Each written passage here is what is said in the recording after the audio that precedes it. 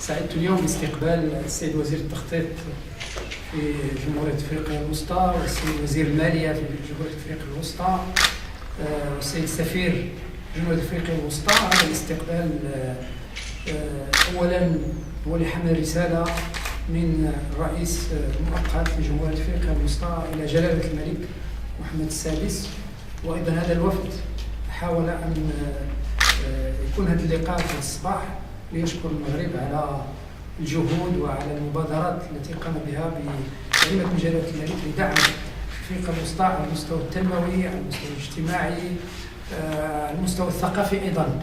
ويمكن أن أؤكد هنا مرة أخرى أن المغرب سعيد بتطوير التعاون على مختلف المستويات مع جمهورية أفريقيا الوسطى ومختلف الدول الإفريقية بطبيعة الحال التي لنا معها علاقات. شكرا جزيلا.